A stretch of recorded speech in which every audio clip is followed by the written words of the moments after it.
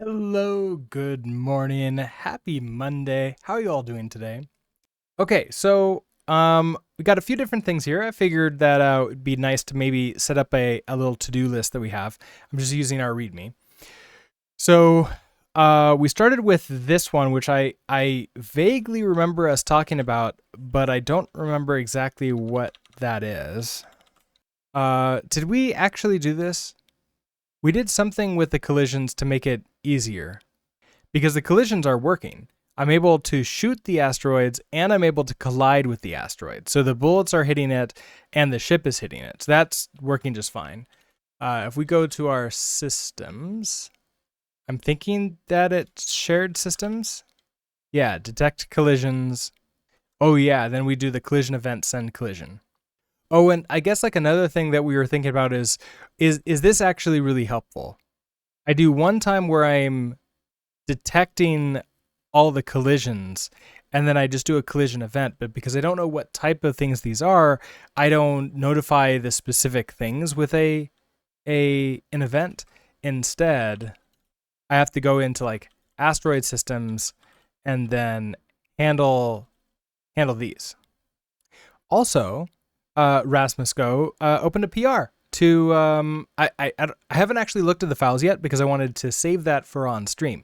And Rasmus Go also requested that we wait until stream was going so we can all like sort of chat about it together. So when Rasmus Go is here, we will discuss it. I don't know if they'll be here today, tomorrow, or Wednesday. It'll be one of the days. We'll get to it eventually. So, I mean, I did we really implement this last time? What was this? It was yeah. This is the system we did, right?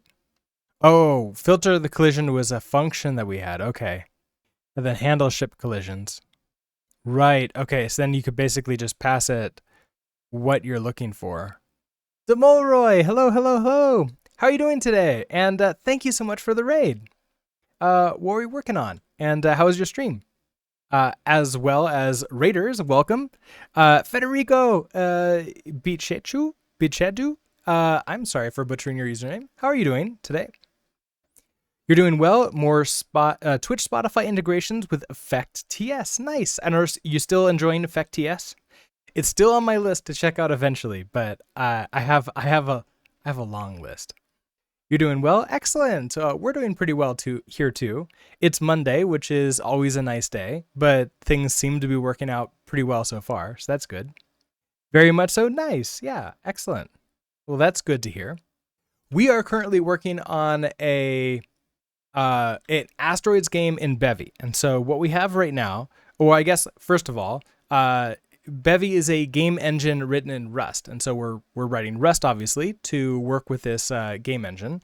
It's Bevy is attempting to be something of like a Unity, like that level of game engine, but currently it's in beta and doesn't yet have a GUI editor yet. So a lot of the comparison, like there's some comparisons that I don't think we can make yet to Unity because of that. That being said, it is a mostly full-featured game engine. It is ECS based, so there's it's a little bit different when you're building everything out manually here. I would expect that the feel of it's going to be very, very different once that editor comes in. There's apparently a couple community editors that exist, but we're not sort of looking into those. So if we want to take a look at where we are right now, just do a cargo run. And this is what we've got. I've got a ship. I can rotate left and right. We can fly around. I can get hit by the asteroids, and I can fire my gun and shoot the asteroids.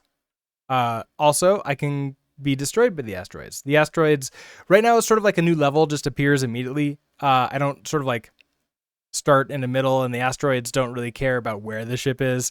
Probably should add something in here where it's like when asteroids spawn, they don't immediately kill the ship.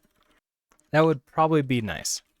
But all right, so last time we had worked on the collision detection side of things, and now we're going to work on we're waiting for Rasmus Go to review the PR. We kind of have the basics of what this is.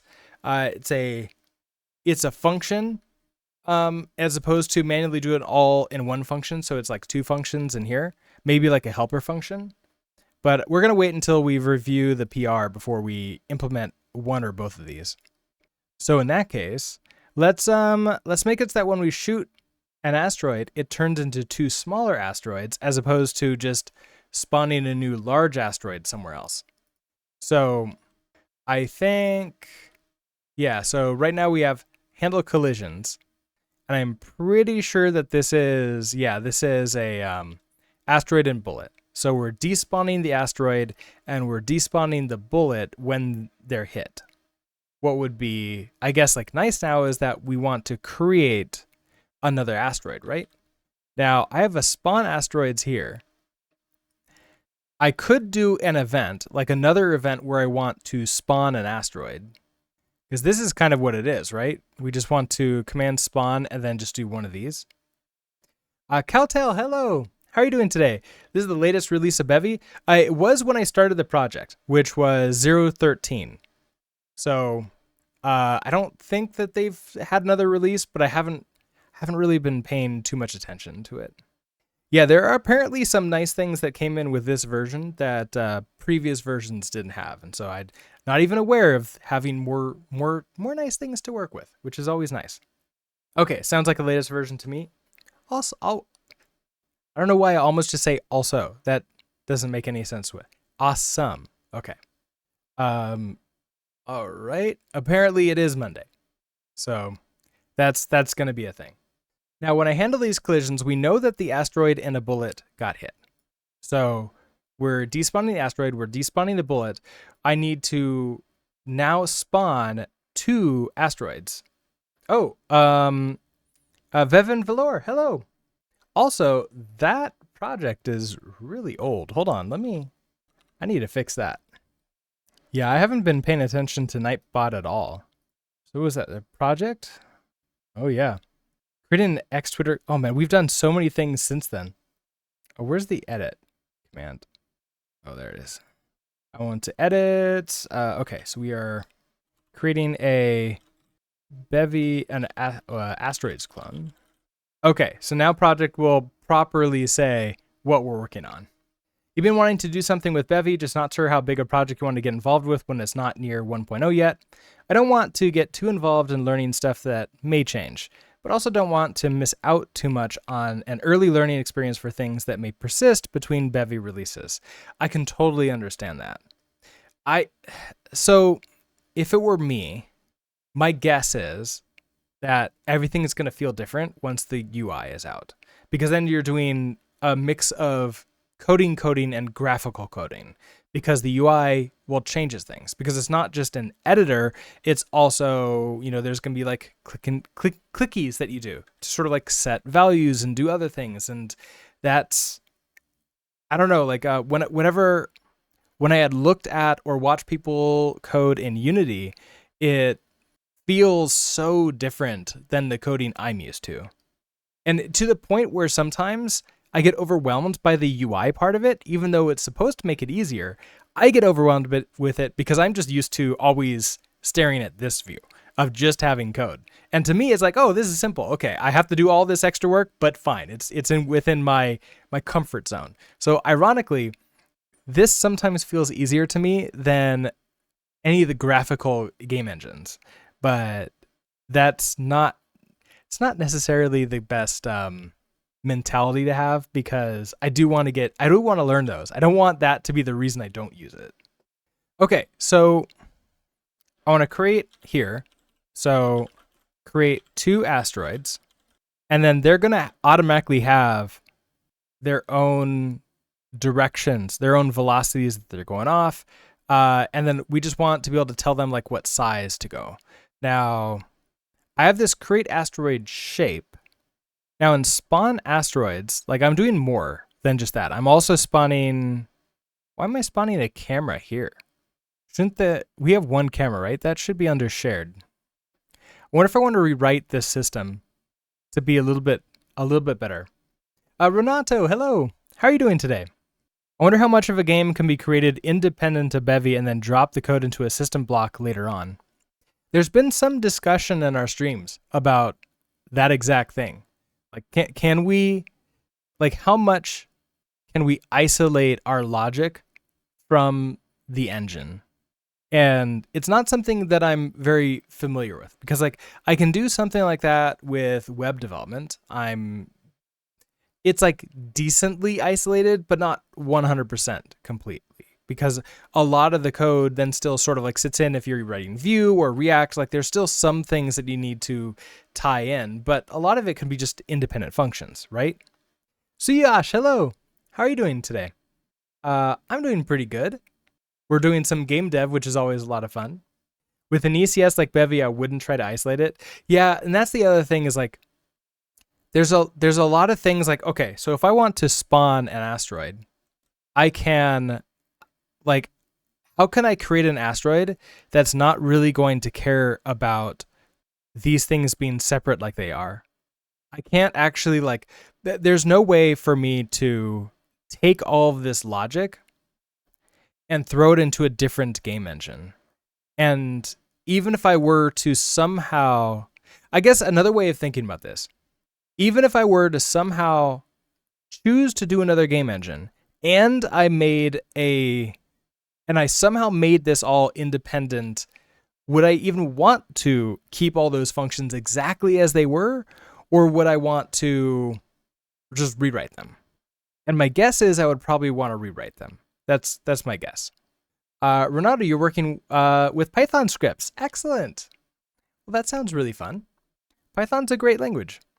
And also, I guess the working part is have fun working. So Yash, we are making a game, an Asteroids game in Bevy. And so this is what we have right now. We have an asteroid that flies around. We can have more than one asteroid right now too. And it kills a ship when it runs over it, which is why our ship is gone. And it can be blown up by a bullet. But when we blow it up, another one appears right away because of the way we've set this up. Coolie Man, hello. How are you doing today? You can have Bevy ECS with another engine if you really want. Really, because I remember when Bevy first started, they were using Specs as the ECS system. And I never really imagined that their ECS would work with another engine very well. But I guess that works out. Is the collision a square around the asteroid or does it fit the lines exactly?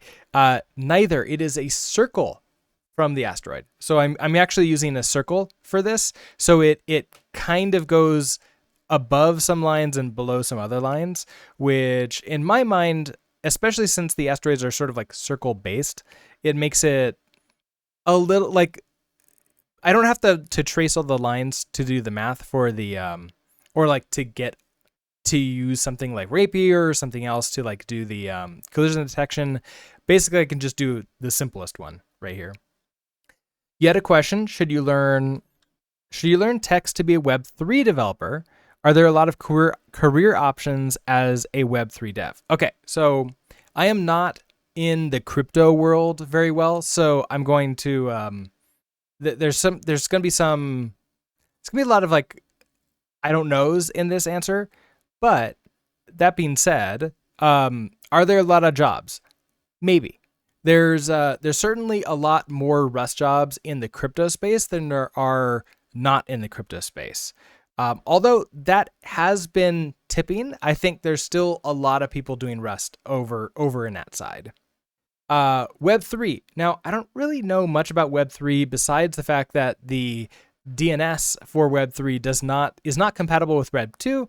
I know that because I accidentally bought a Web3 domain name one time and tried to use it for normal, and that did not work. So that was fun. Tomorrow, you're hiring Rust devs at Vercel. Nice. Well, I mean, there are definitely Rust dev jobs out there that are not crypto. But okay, so Yash, another question. Why do you want to be a Web3 developer? Do you want to be it because there's jobs, because there's money, or is it like, are you really passionate about that space? if you're really passionate about that space and you want to go in that job because you care about it and you want to make it better, you want to improve it, you want to make it real, then yeah, absolutely. Go ahead and you can move towards there. But if you just want to get a job and you think that's an easy way to get a job, I don't know. I've heard some mixed things about working for crypto companies. Some of them I think are really good, and some of them are chasing the money more than they're chasing like a why or a passion.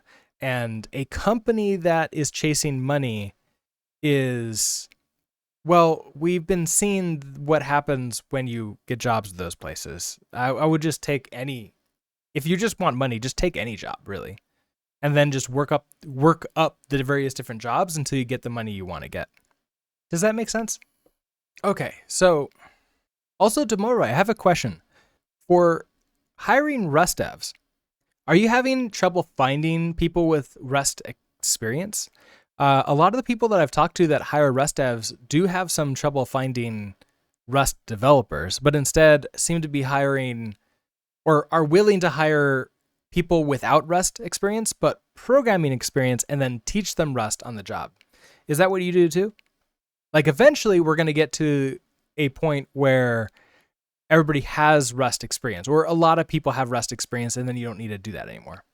It's a shame, in my opinion, that blockchain tech hasn't built out mesh networks and hardware as much, and people got caught up a lot in the currency portion and virtual ownership. Yeah, I can definitely see that. I would love to see a lot less focus on the money side of crypto, because there's a lot of projects that have really good ambitions for like cultural and social change, but because of the money side, I feel like it hinders the message, because everything has this, oh, but you're really doing it for money, which is at that point like you might as well just not use crypto then, because of that feeling that you're just going to get with it. I think because of how popular Vercel is, all of our job applications get tons of applicants. My team isn't a Rust team, so I don't know for sure. Okay. Well, that's good to know. The strength of Web3 is that it's supposed to be decentral, but it's only decentral if you have the hardware to bring it to fruition. Isn't it? Doesn't have. Well, I guess like if it's too centralized, isn't it's decentralized, but decentralized to a single place, like all of your servers or anything else are owned by a small piece of people, then it's, if you zoom out enough, it's centralized to those people, right? Is that? Yeah. I think that's what you're saying, right? Like when a bank uses a cryptocurrency technology behind the scenes, but they're the only ones who have the servers, then you wouldn't really say that it's decentralized, because it's still centralized to the bank, but it's decentralized to that one server. I have one more question to you and me. I'm just graduating from university, and frankly speaking, in India, the opportunities are based on DSA and other factors. No one gives a practical task or project to qualify. I really want to get remote jobs, and I really want to switch from TypeScript. I'll be interested in Demolroy's opinion too. For me, to get jobs, it doesn't matter if if the job is going to be remote or in person. To get a job, you need to prove that you're going to add more value than you're going to take away by taking that job. So, for example, if your salary is some amount of money and the company believes that by hiring you, you will cost them more than they will make, there is no way that they're ever going to hire you. And on top of that, if they feel that you're going to not bring as much money as another person for the same cost, then they're going to hire that person. So I would recommend building projects on your own. Don't wait for like somebody like a university or anybody else to tell you what projects to make. Build projects on your own, learn technologies on your own in order to prove that you can learn, in order to prove that you can build things that are in the same space as the companies you want to get hired at. And that can help a lot with getting to where you want to get to. Okay, so you still have central entities in a Web3 world, but Web3 would ideally give a round for if you don't want to travel through centralized entities. So I think Okay, so think, what if everyone used their phone's Bluetooth to bounce data through hops of each device until you reach your destination? That would be mesh networks, and we wouldn't rely on a business to provide us that service. I mean, I guess that feels a lot like what internet is right now. Like we don't know who our traffic is going through when we send it. We're just sending it. And sometimes it's universities, sometimes it's businesses, sometimes it's the ISPs themselves. It can be something else. Yeah, basically any job. I have experience as open source contributor, but don't know how to go forward and get a job.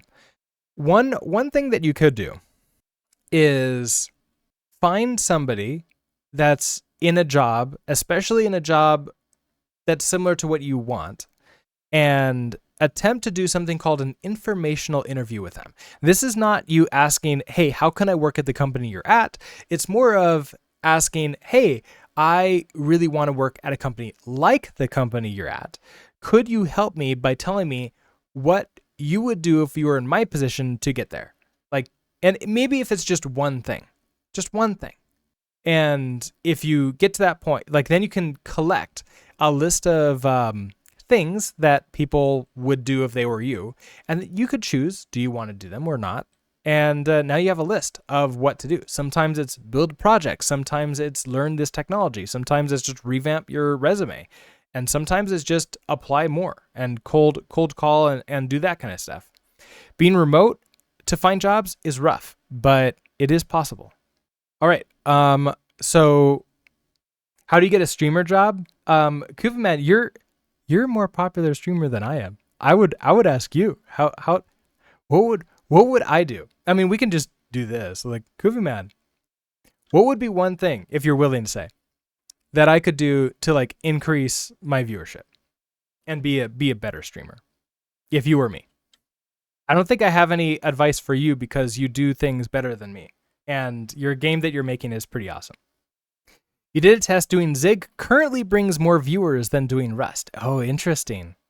The panda person, hello. How are you doing today?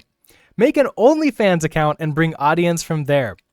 I don't think that I think I'll be more popular on Twitch than OnlyFans. Just a quick thought for myself. But it's a really good idea. I like where we're thinking. All right. So, blowing stuff up. Let's get back to that. I want to create a new asteroid. Now, this command creates an asteroid. So we have shape bundle. Okay. Basically, okay, so the shape bundle creates the asteroid. That's what the asteroid looks like. So that's unique. That's on its own, but that's its own thing. The asteroid itself, the position of the asteroid, the velocity, the collidable, and then the size. Okay, so I think actually, you know what? If I pass, so let's imagine just right down here. Let's create a function of just spawn asteroid. So if I just do this once here, and what would I take in? So I need commands. Now, this is mute. I can probably actually make this a mutable reference to commands, right? I wonder if I can, I wonder if commands is copy. I don't remember anymore. Oh, and ads are starting any second. Okay, so with commands, do I need anything else with this? I need the size. So I need what the size is, which, do I have a size? I don't think so. Do I? Maybe I do. So if I make this like a size. Okay, so that's just a component like that. Oh, because in the create asteroid shape, I have a scale. So it's not going to be a size. I want a scale. And that can be an F32 of what I'm doing. Okay, so if I do this, I kind of want to just take this up here and recreate you and figure you out. And so this is the initial number of asteroids that I'm creating. I want to create the asteroid shape. We get the position, we get the velocity, we do all that stuff.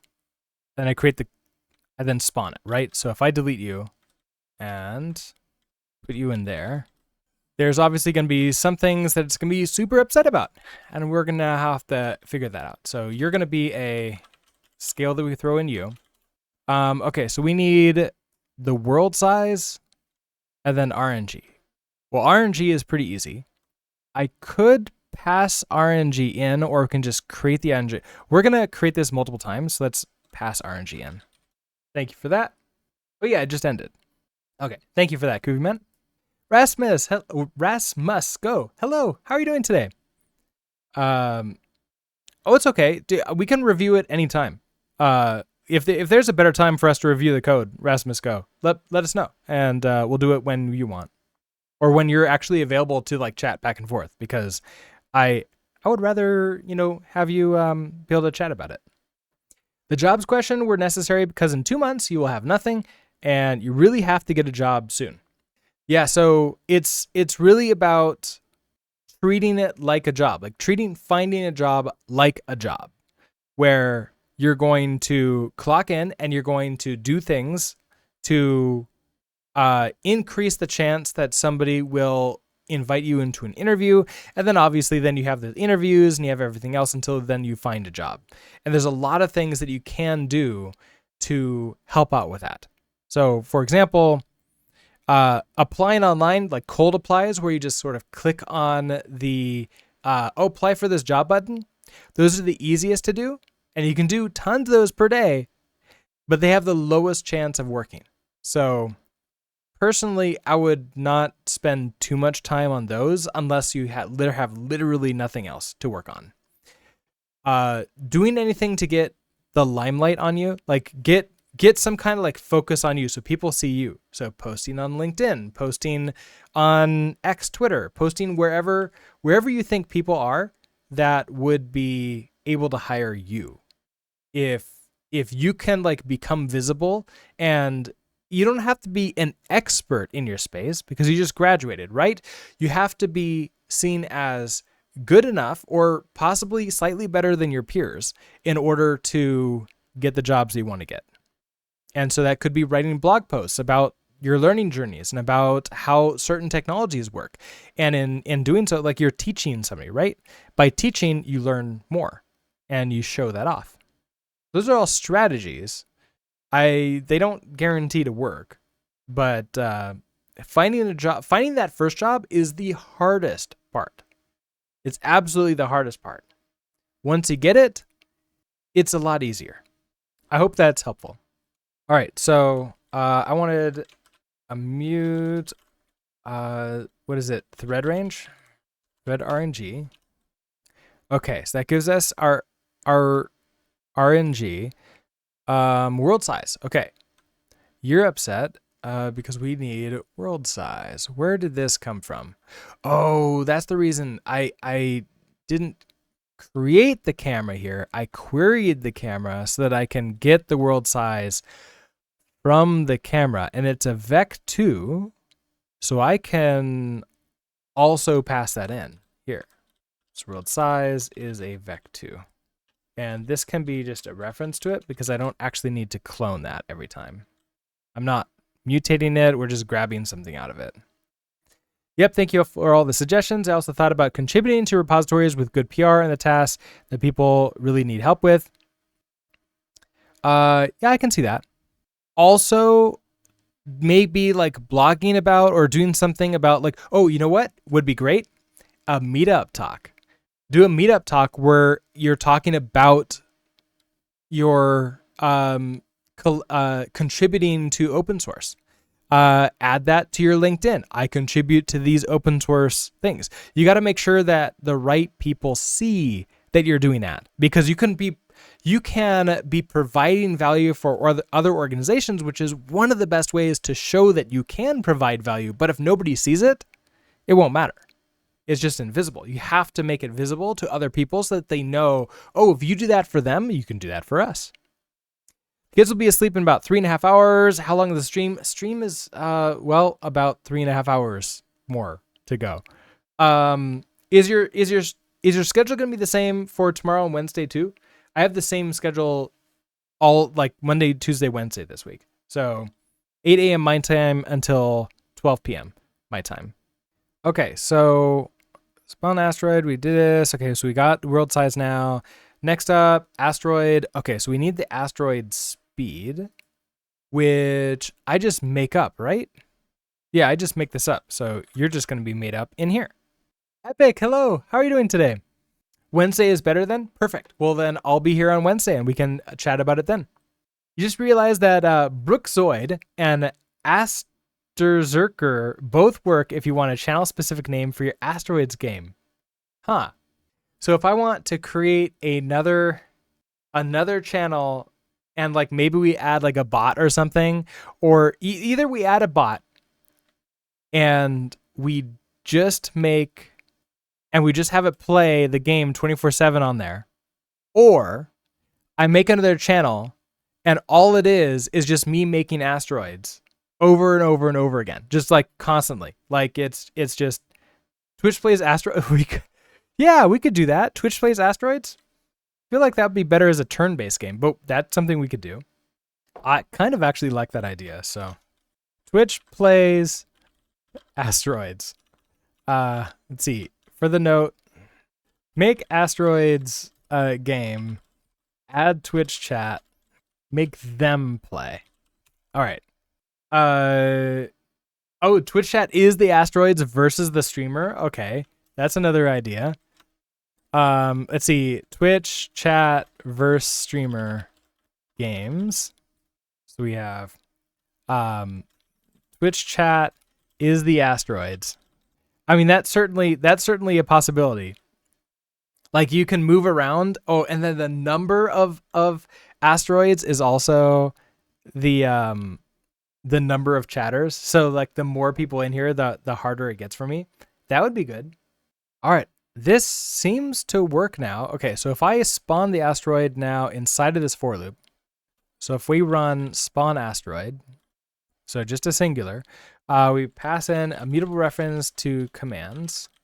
We pass in the scale is going to be 2.0. We pass in mutable RNG, and then the world size. Okay. So that makes you just a little bit smaller, but you like everything should be exactly the same stuff, right? Yeah. So we have our asteroid. If I shoot it, it spawns a new one and kills me. Cool. Excellent. Everything working exactly as we're expecting it to. These kind of things could work as a Twitch overlay mini game on breaks. Ooh, yeah. We did that a while ago. I did have an asteroid game but it was helping the streamer. I did one where you all could, as chatting, could help the streamer. That was a lot less popular than the get the streamer game we did, where you just drop stuff on me and tried to kill me as I run around and avoid it. So yeah, that would be a lot of fun. I will add that in. Ooh, Wasm Asteroids multiplayer so chat can join. Ooh, Wasm yeah, there's a web version of there's a web version of Bevy. So we could do that in Bevy.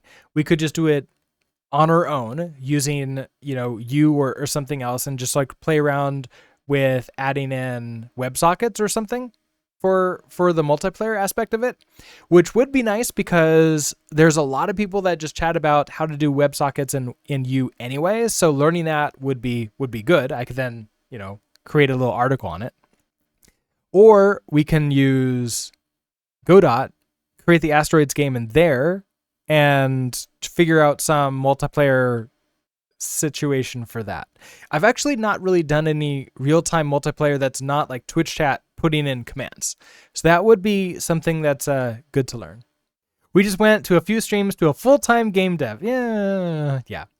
Canvas, Canvas would be the U idea, right? I would paint the canvas and it would just be inside of a U app, but it's not really like that big of a deal to have it inside of a U app.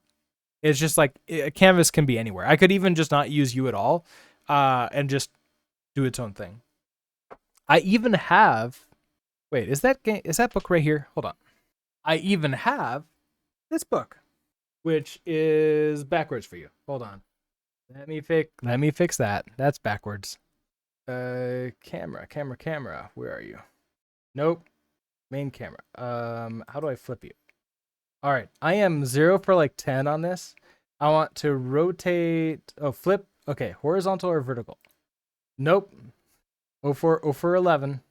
Okay, that way. One more.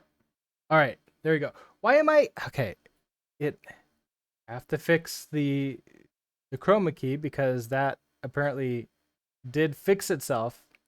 Okay, cool. There you go. Anyways, here's the book. Game Development for Rust and WebAssembly. It's available on Pact Pub, I believe. Yeah, Pact. And it is written by a fellow streamer. Uh, so that's actually a lot of fun. He's done a lot of game dev in the past too. So, although I haven't seen him online in a while, he's been pretty busy.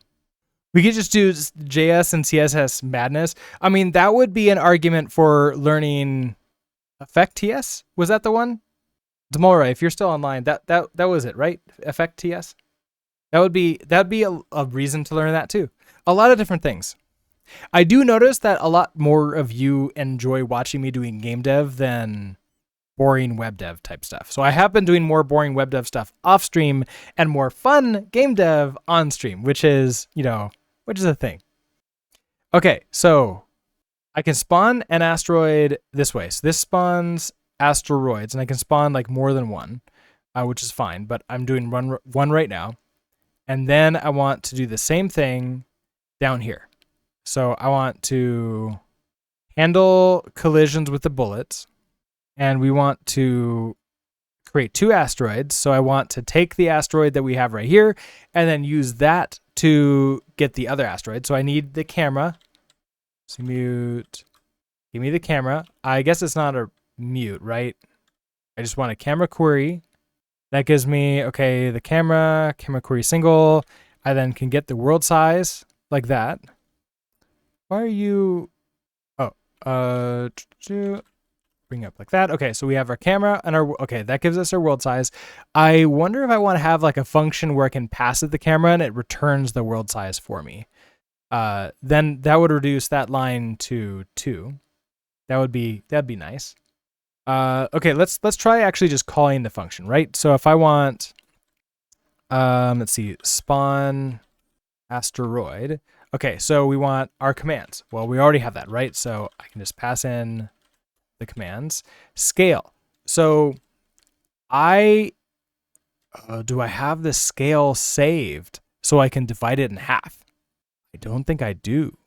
Because like when I'm spawning this asteroid, I have a size, but that's not the same thing. So I probably want to create a new component for a scale. Okay, so let's do pub struct scale. We'll do a pub F32. I'm gonna throw you in there. You need, okay, so now we'll take in, instead of scale as an F32, we'll scale this as just hand me the scale. It'll be fine. Just hand me the scale. Import you, and then we will use the scale. Was that it? No. Where was the scale? The scale was here. We use a dereft scale that gives us the F32, which, I mean, I could also just pass in a reference to the scale, but I think that'll be fine. And then we throw in the scale here. Okay. Some problems. First off, this needs to be a scale. So we'll do a scale 2 dot. Right, you're upset now. So I need the scale from this asteroid in order to do something from it. So asteroid query asteroid. So I need both. Okay, so let's let's see. What am I doing with asteroids? Asteroid query. That's giving me, okay, asteroid entity off of the asteroid query. Can you not calculate the scale from the size? Yeah, I might be able to do that. How am I getting the size? Oh, so yeah, I could definitely do that. Maybe I can do something else to like reverse this. So we can create 2 functions to like create the size. Oh, you know what? Oh, I like where you're thinking. So let me undo. Where's my thing? Yeah, so if I'm back to that. There we go. Components. If I don't do this, but on size, if I impl size, I can have a pub function like create a scale from it. So like get scale or something like that. I can do like a from scale and then into scale or something equivalent to that. Shadow King Bubba, hello. How are you doing today? What's the oh yeah, so as Kuviman mentioned, this is Helix. So it's an editor very similar to Vim, but it's written from scratch and it has a lot of config options sort of set by default behind the scenes. So I don't, I do have a config available at Helix like that, if you're interested in taking a look at it. But it's probably going to look very different than what you're used to. Okay, so public function. Okay, so if I want a scale, or if I, okay, so let's say if I do like from a scale, so from scale, and we take in an F32, so this would be the scale, which is an F32, and I want to return a self, and I believe right now the way I've calculated that is, where do I have scale in here?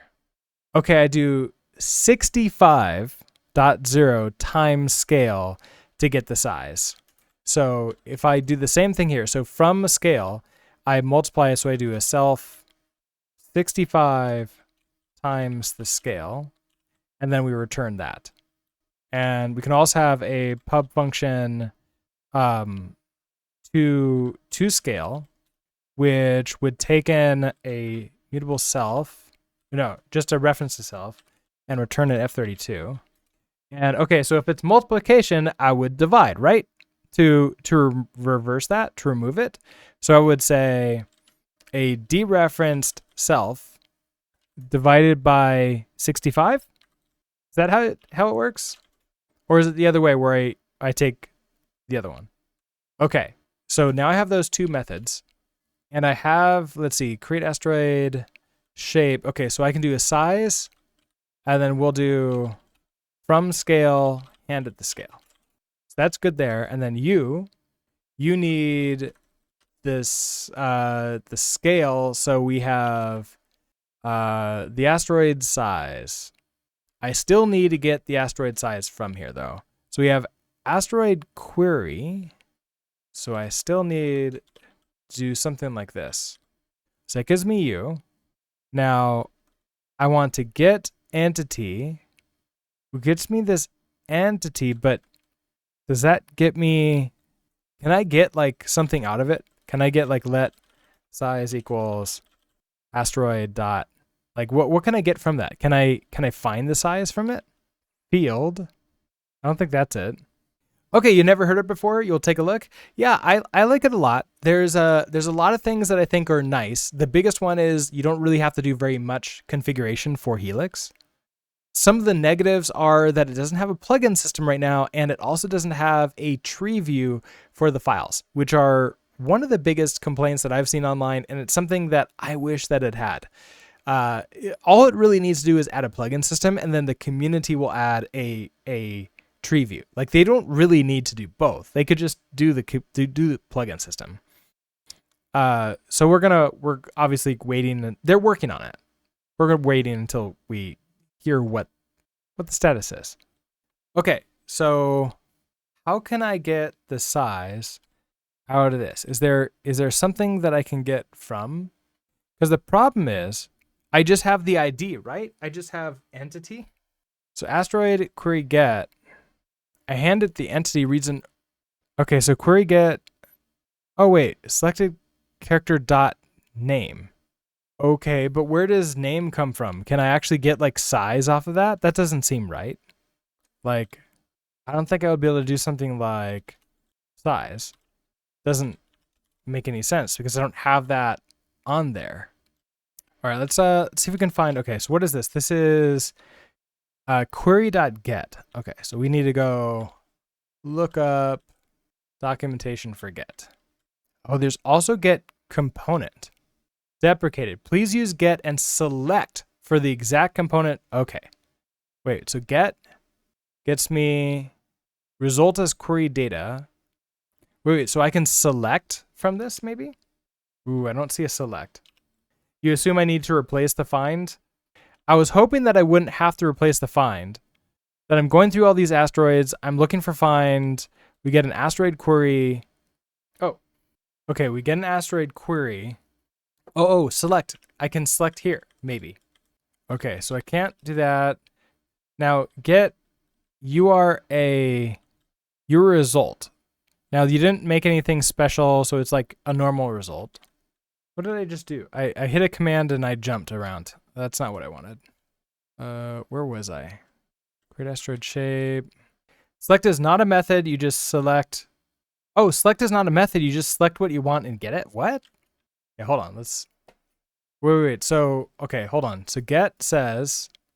Well, get okay. So get component says use get and select for the exact component based upon the structure of the exact query as required. So if we go to get, returns the read-only query item for the given entity. Here, get is used to retrieve the exact query item the entity specified by the select character resource, which is that one thing. Okay, so because I'm now looking for multiple things in here, because I'm saying, okay, asteroid, that's what? Okay. Asteroid, give me both of these. Give me something that has both an asteroid marker and a size. And that should give me the asteroid query. And then when I grab you are still seeing this as an entity coming out. Oh, because I'm not returning is okay just makes it true or false. I want the find map, right? So it can change it. Okay, so if I change it to find map, I get entity, you're going to have to return a sum, right? Yeah, change is okay into okay. That changes it into an option with the thing inside of it. So now I have let sum equals, why are you upset? Don't be upset. You don't need to be upset. Mismatch types expected, entity found reference.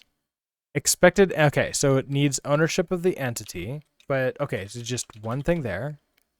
Mismatch types expected a tuple of asteroid size. There we go. Okay, so asteroid size. There we go. We got that. So size, we now have this. We now have the asteroid size. Why are you upset? Mismatch types expected entity found asteroid. Okay. There. That. You happy with that? You're happy with that. Okay, so now we have the asteroid size. We can say asteroid size to scale. Okay, so that gives us that. Next is what? The thread range. So we need RNG. This is a system. I don't think I can call RNG myself in here. So instead, we're going to just create an RNG, which is not great, but yeah. Oh, it's lowercase. RNG, mute RNG, and then finally world size. We pass it a reference to world size.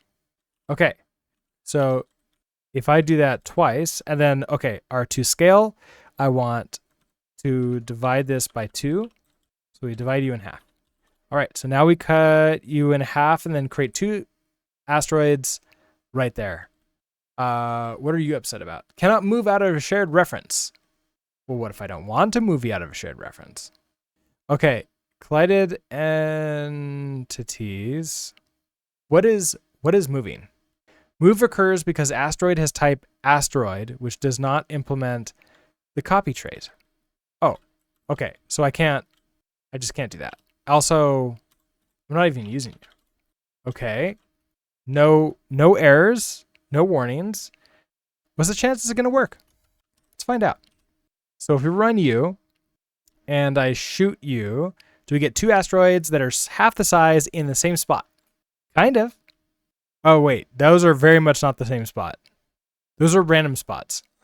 Oh, is the location to randomize each time? Also, there's never any end, so they just continue on forever. I have to, the asteroids never end. Like, they're just there forever. But, like, we kind of have a game. So I need our location to be set, too. So in spawn asteroid, I need the location. I don't have the location, so I need to also query for that too. Make an ability to make the ship smaller too now to match the size and go infinitely small. Yeah. Yeah, that'd be good. We have Ant-Man the game. It is realistic. Your ship hull will get pierced by a bullet-sized asteroid that you can't see. Yeah. And I guess like in reality there is no like matter can't be completely destroyed. So the only way to win the game would be to not actually play the Asteroids game, but just move around it infinitely, or just you want to only shoot just enough to stay alive for as long as possible. That'd be a fun twist on the game. It's like, no. You thought they would go away after a while? Haha, you're screwed.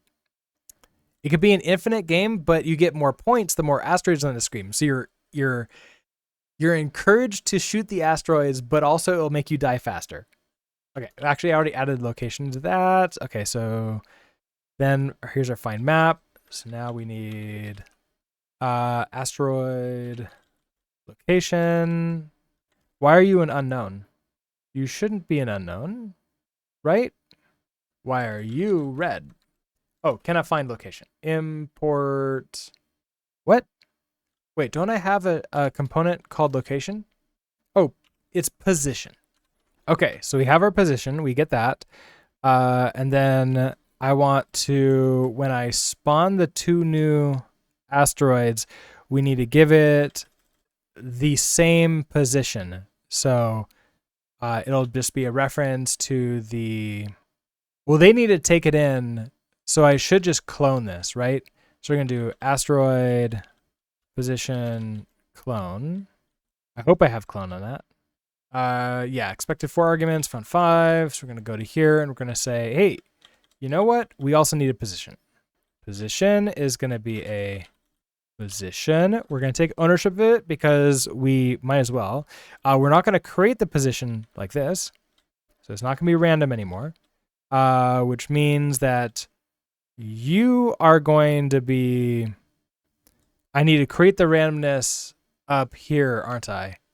Okay. So that creates that. Oh, I'm not using world size at all now because that's what, oh, that's what the position was. So I don't even need world size. That's nice. Okay. Then it means the other thing doesn't need the camera, which is also nice. Okay. We're getting somewhere now. All right. So it takes 4 arguments. Okay. So then I don't need this camera, which means I don't need all of this. Which means I don't need that. I don't need you. Okay, we're good to go. No more errors. We have some warnings. Let's just get rid of that, whatever that was. No warnings, no errors. If we run you now the new created asteroid should be in the same exact spot that I killed in. So there we go. What would be really nice is if I also doubled the velocity to make them a little bit faster and sort of like the same speed. So they like, it feels like they're bursting out. That'd be a lot of fun.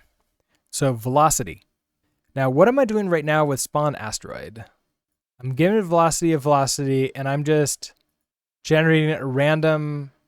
Okay, yeah. So I'm just creating asteroid speed, and then I'm multiplying that by a random velocity, and then saying like, hey, here you go. Go with that. Is the asteroid speed shared? No, it is not. Okay, so question, should I use the velocity to figure out what the speed was and then double that? Or should I, I guess like the other thing would be, should I then have the speed as like a separate thing? I think I should have the speed as a separate thing. And then I can just do the same thing where I grab the velocity, we create a random velocity, and then we multiply this new speed by it. Or I inverse the scale of it. So every time that we create a new one, it's based upon the scale. As it gets smaller, the scale gets smaller, right? So I need like an inverse where it's like I map a number between like 100 and 0 or 101 or something like that. And if you are a really small scale like 0.3, you are like closer to 100. Is there a function for something like that? I believe that like in P5.js and processing, there's a map function that you can use. Is there something like that in Rust? I don't think there is, right? Like there's maybe something else we can do with that. We can also go find the math that they use for that. What function am I talking about again? Are you familiar with processing or P5.js or any of those, like any of the processing based languages? There's a function in there called map, which is not like a array map. It's mapping like one number to another number. So, for example, if I have a range of numbers like that, if I have a number that this can be like our speed right now is 15 at the double size of an asteroid, and then what I would like to do is map the scale inversely. So I would like to say, okay, if your scale is like 2.0, you're closer to like, I don't know, 50, 100, 75, something like that. If your scale is, I don't know, maybe like 0.3, you're like 100, something like that. Like you get much faster as you get smaller. I would guess that there is a mathematical function for that, because so far there's always a mathematical function for things like this, but I don't know what they are, so I don't know what to look for. Or I don't know what the name is besides map from processing. Is 1 over x the function? I don't. Is that how to do? Is that how to do that? Would that actually inverse it though? Because like 1 over x would become really small, right? It would become a fraction of the number. So if it was, oh, that's the definition of inverse. Okay, well that shows what I know. So let's say my scale is, all right, so assume like let's scale equals 2.0, right? Okay, so scale is 2.0 and I want that to equal 15, right? So 2.0, I want u to be 15. If we have a scale and it's gotten smaller, right? So 1.0, I want u to equal, for asteroid speed of, I want that to be doubled, right? So I want u to be 30. And if we go further down, so like 0.5, I want u to be maybe, I don't know if it should be 60, but like following the same pattern would be 60. So if I did 1 over x, x being, okay, 30 over x then. So if I take, and then x is the scale, right? So asteroid speed would be 30 divided by scale, right? 30 dot. Okay. So with no other changes, all right, same speed there. Is that faster? That feels like it's faster. Oh yeah, that's definitely getting faster. Whee! I think we got it. It's a feature that you can't turn fast enough to actually do anything about these. Oh yeah. This is going to be good. All right, I like it. I could actually do a little tiny bit of variation. I'm a fan of using RNG to do tiny variations, because in the past I've way overused RNG and paid the price for it in games that just weren't fun because just too random. But if I do something like this, if I want to do like an asteroid speed, instead of 30 dot, let's do an RNG gen range, and we're going to have, it would be, even if it's just like one entire one, right? If I just do 29.0 through 31. So if I do that, it can be a little bit above, a little bit below. Now the asteroids will all have slightly different speeds, potentially, when I shoot them, which like shouldn't be too noticeable, but should make it so like once you have enough of them, they're not all flying at exactly the same speed. And now we have to play the dodging game. All right, I like that. Should we have a particle system to try to like deal with like little explosion bits that come out and disappear after a short while? That could be fun. I also feel that I can probably make this, oh, cap the smallest asteroid. I mean, fine. We can definitely do that. So I could, all right. So scale goes to here. And I'm scaling. Okay. So if we do, how do I want to do this? So if I get the asteroid size, I get the scale, I divide it by 2. I only actually need to do this once, right? So I have you there. And then I only want to run you if, okay, so if the scale is greater than, I wonder what we should cap this to. We start at, what do we initially start at for scale? Where did I put that? I put that somewhere. Oh, 2. We do that at 2. So like 2 divided in half is 1, divided in half is 0.5, divided in half is 0.25. Maybe when it gets smaller than 0.1. So that'd be like what, 4 or 5 attacks. So if scale is greater than 1 dot, then go ahead and create the asteroids. Otherwise, don't create the asteroid at all. Okay, so this should now allow me to not have infinite asteroids. Why?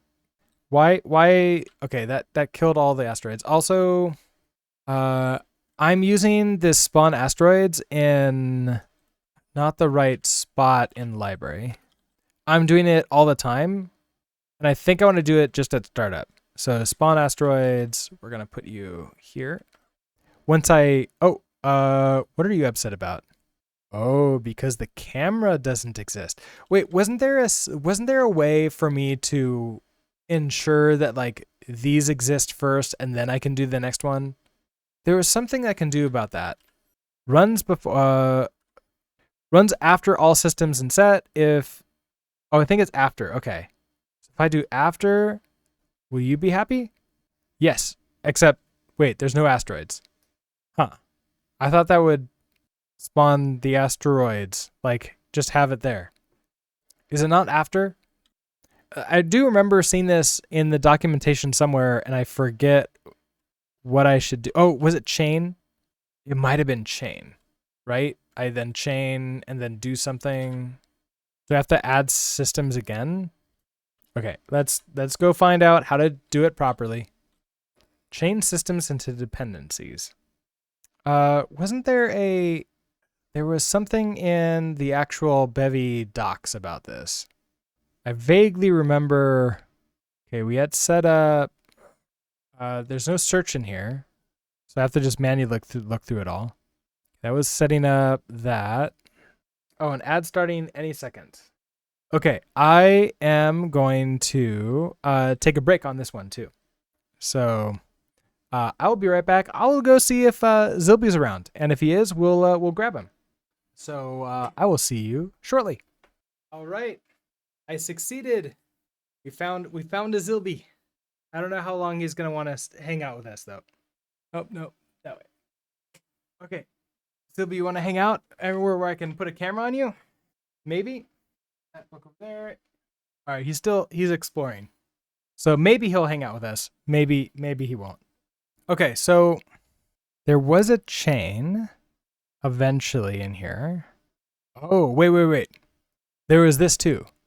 Oh wait, no, never mind. That's not the same thing. If you use after, then you still need to include the system. Oh, like just system? Like, can I do startup or something like that? Like after then startup? Oh, chain. Okay. So we have hello world and then update and greet people after the hello world. Oh, and the chain goes on that thing there like that. Okay. Okay, I think I understand. So we do, it's just the single, okay, they did the single hello world and then these two get chained in together. Oh, with another tuple. So, okay, so if I do another tuple of you and then I chain you, I think that would work. So that way the player and the camera are now created and then this happens, maybe? Think of what you pass to before after as the ID. It doesn't actually add the system. Yeah, okay. We were trying after. I didn't know if I did that correct. Where's the real docs? Now in after, I mean that kind of was what I was going to do.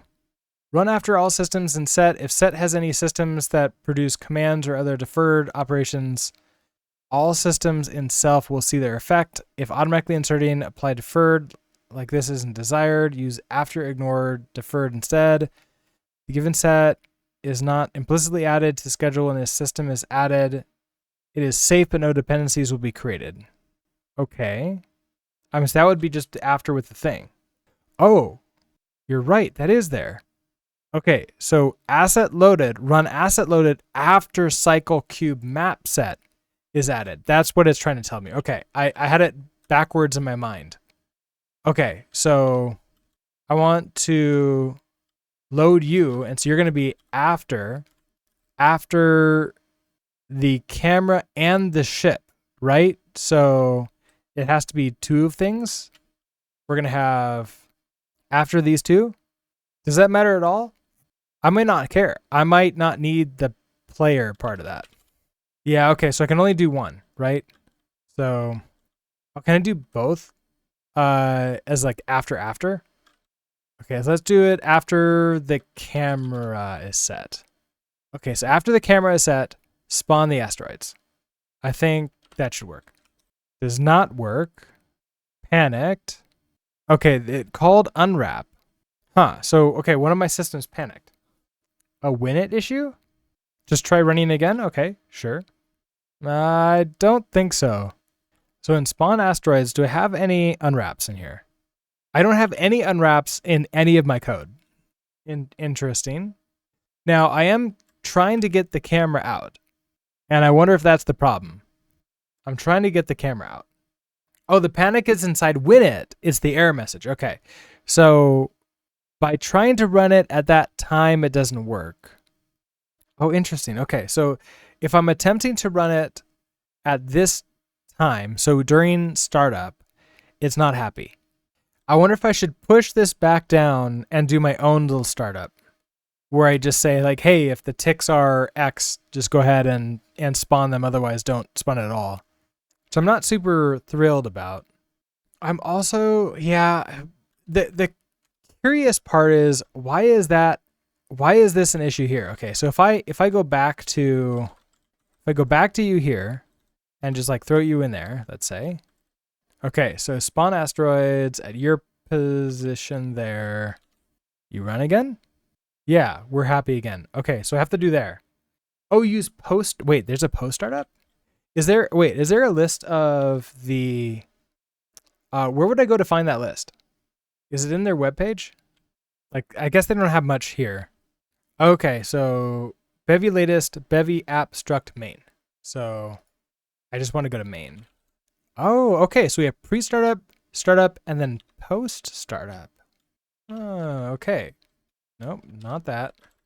I'm gonna do app, add systems. Okay, so post-startup, and then we throw you in. Okay, are you happy with that? No. Okay, so I can't draw things to the screen, but add player is spawning things. I guess I'm not directly drawing things to the screen here. I wonder what I'm doing that causes this bug to happen. What is inside spawn asteroids again? Let's go take a look. Here is spawn asteroids in its entirety. So I'm getting in commands, asteroids, and the camera. Ooh, I wonder if it's because the asteroids don't exist yet. Do I have to... So I'm querying for asteroids. But wait a second. No, that shouldn't matter. I should build a query for them. You should probably use const for world size instead of using the window size. I guess so. It just means that I can't dynamically change the camera anymore and have it like be the new size, which is nice and it's fun. But you're probably right. I should probably do something like whatever it is right now. What is the default? It's like 1920 by 1080 is something like that. We can just do that. Where am I? What am I doing? Okay, so some of these uses. I don't want that. I want a const Oh, you can update. You can use a resource for your world parameters and update those and resize. It's not my fault. It should work. Okay. So, I mean, this is unfortunately one of the side effects of running with beta software, right? Like beta anything, is that we can run into these type of bugs. This is something that we would expect to not be here once 1.0 came around. Yeah, okay. So I can add a resource for my world parameter and then update those on resize. Resource. We need to figure out, did the Bevy startup actually talk us through resources? I feel like it did not. Like we have system, components, query, mutable query, plugins, resources. There we go. Okay. We did do resource. Oh, because it's time res time. Wait. Did we add this? Okay, we'll do this by using time resource, which is automatically added. We did not add our own time. Oh no, here it is. Insert resource. That's what it was. Greet timer. So I want to add my own resource of world size. Okay. I don't have a resources, so let's create a new file. Okay, so this is gonna be struct world size, and we can just have like maybe a pub F32 pub F32, something like that. Now, do you have to have? Okay, yeah, we have to drive resource on it. Let's also just drive debug and anything else we should derive? You think this is the best way to configure it, but ultimately you'll probably want state transition so you can start on a menu. Then you don't need to worry about startup. I mean, yeah. I wasn't even sure if I wanted a menu system or not for this specific thing. Like maybe the next time we go around we do that. But yeah, probably I'm so used to not even having menus that I don't even think about them.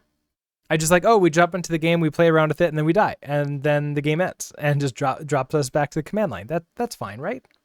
That's what we do. Okay, so if we do that, we'll probably have an update later. I'll probably need like a get X and Y, but okay, so let's come back to you. So we have you. We don't do post startup because that crashes as well. So let's just update. Did I undo you? I think I did. So we have a mod resources. I want to add resource. Wasn't there an add resource? No? What do you do here? Oh, it's insert resource. There we go. Okay, insert resource. And then the resource is going to be world size. There we go, world size. And we want, let's say I just make it up right now, right? So like 1920 by 1080. Okay, so if I do that, now in spawn asteroids, instead of the camera query, I want the world size, right? Which is going to be a shared borrow of a resource, world size.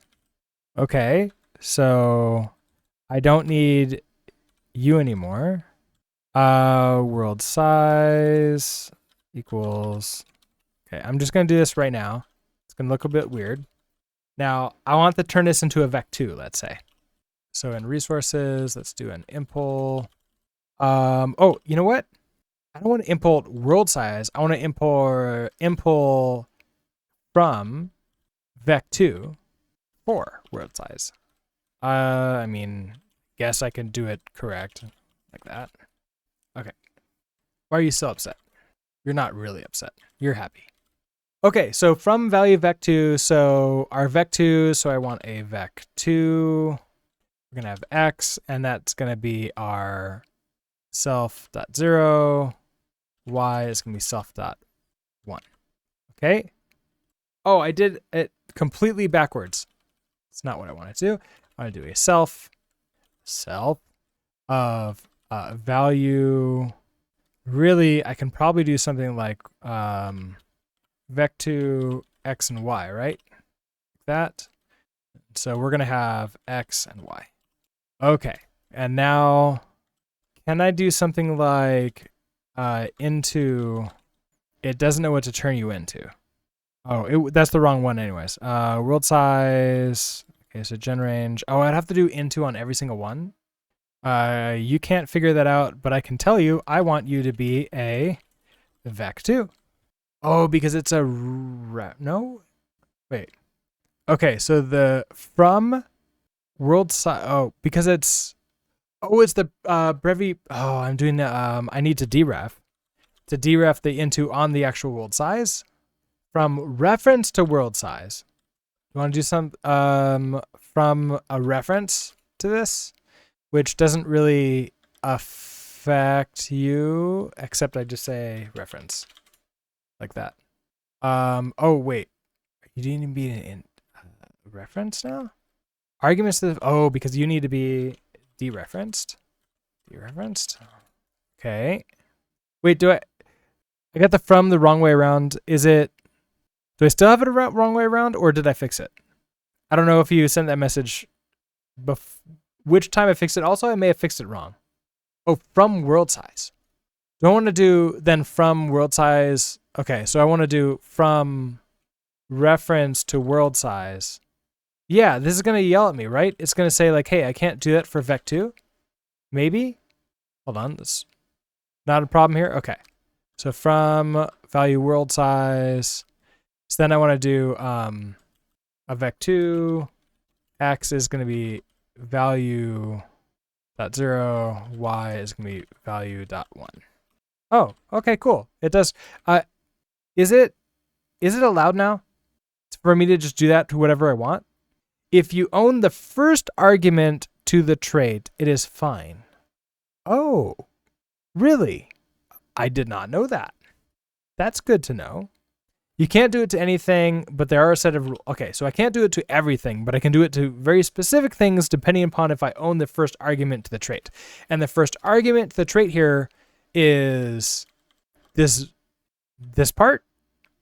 Okay, so from world size for this, because I can do it that. Okay, so then you're happy. Now I can deref this and turn it into the vec2, which is happy. Okay, great. And then the other actually, this is the only place we were using camera, right? Let's see, world size. Where else did we use this? All in here. So asteroid systems and then shared systems. Okay, I'm also grabbing it from Hue, so I bet I'm using, okay, so camera for that. So we want world size. And then you're going to be a res world size. Grab you. Okay, I don't need you anymore.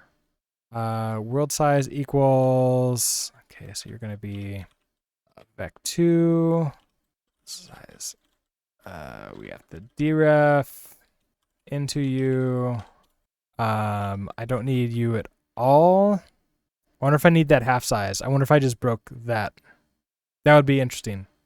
Okay. I think we're good. Now let's see if wrapping still works and if generally things work the way we expect them to. No, they don't. Why?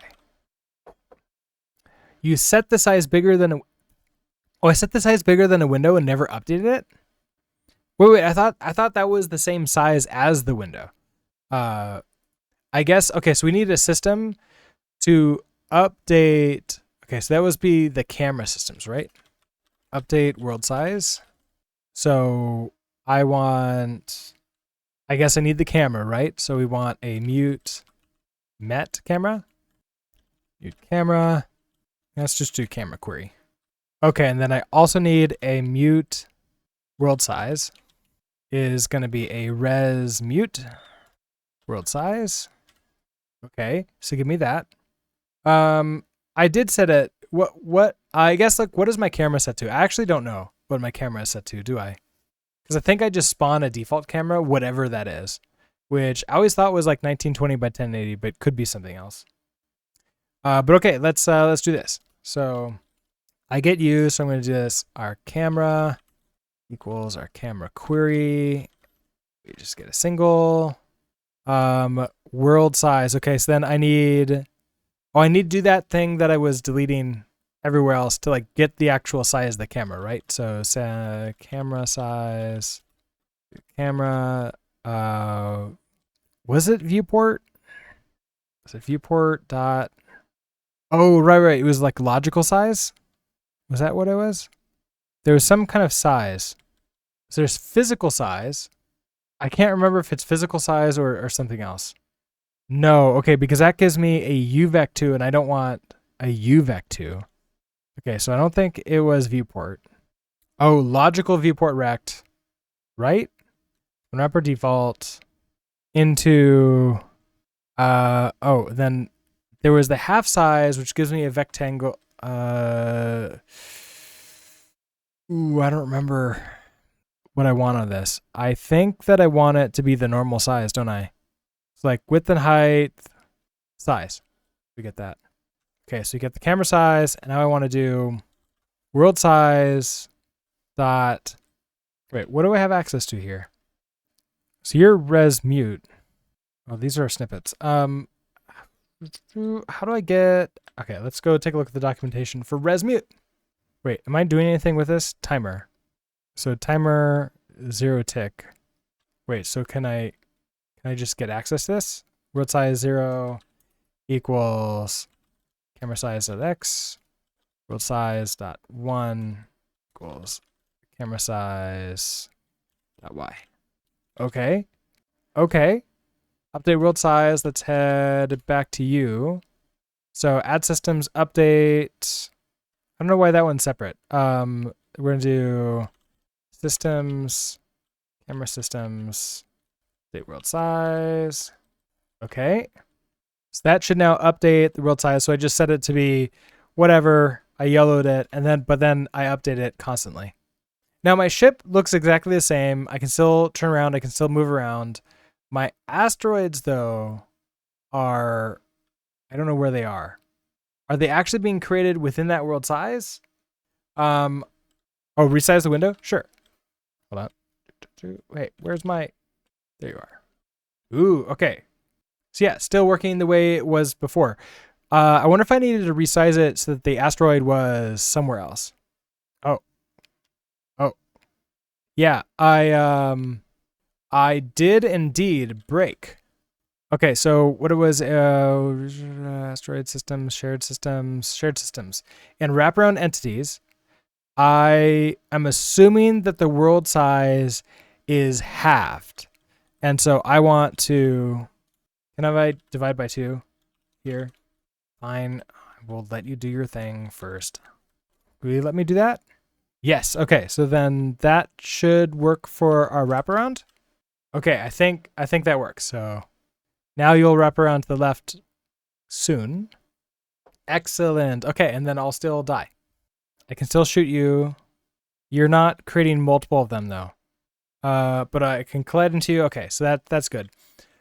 All right, so then the creation of it is failing because, okay, so if the scale is above 1.0, do this, which means it's not above 1.0.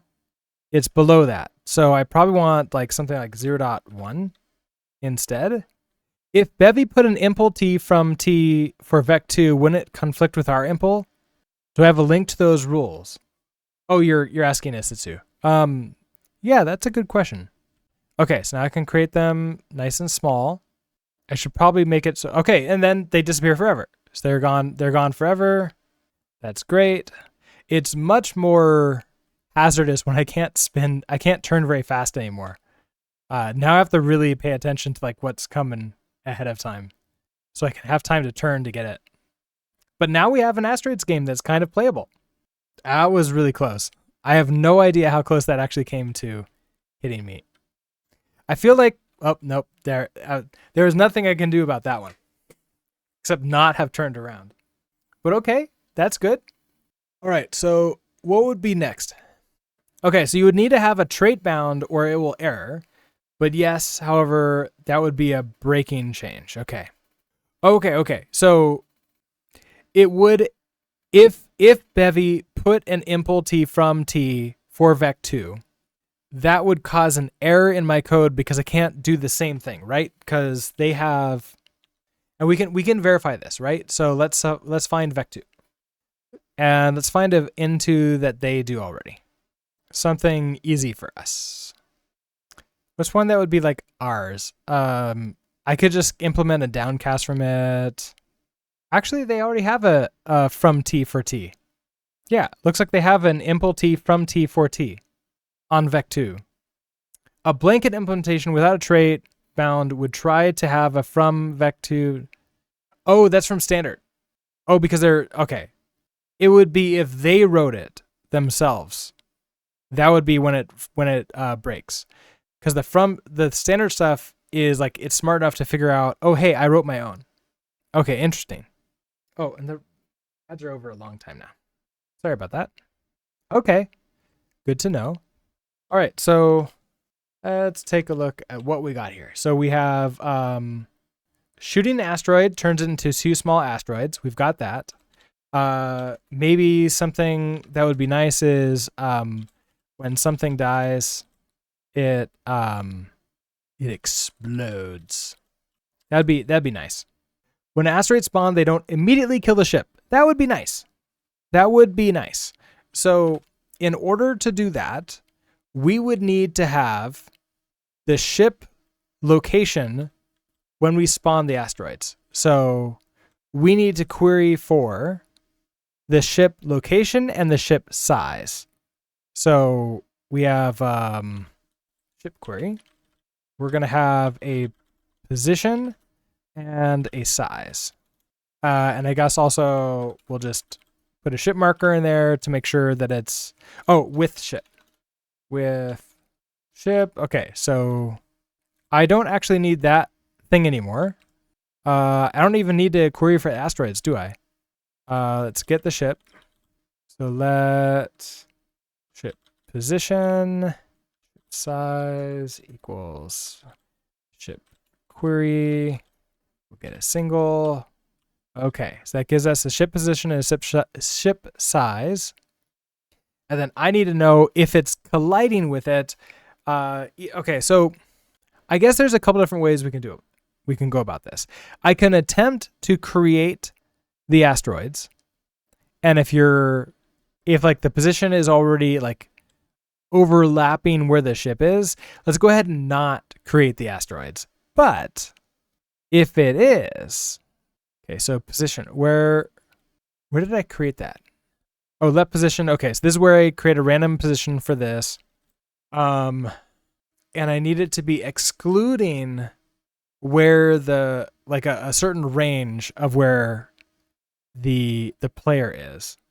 Sal, hello. How are you doing today? You're watching a lot of videos that I've created? Nice. Excellent. Hopefully they're really helpful. Okay, so what do I want to do here? I just have a for INO where I do an asteroid count. I could have another function that chooses a position of a new asteroid and I hand it the ship and it sort of like then determines a new location. Otherwise, I could do an infinite loop that counts up and I can make my own loop. Either way gets us to where we want to go. And either way I think would be I'm sort of assuming that I have to do an infinite loop where I'm just saying like, hey, choose a random number. Is it overlapping with the thing? If so, go ahead and try again. Which is not efficient because I can theoretically get into an infinite loop here where it's just constantly trying to hit exactly where the ship is and therefore will never spawn any asteroids. Like that's an actual possibility. Fairly unlikely though, especially unless I do like a huge number of asteroids, which I'm not going to do.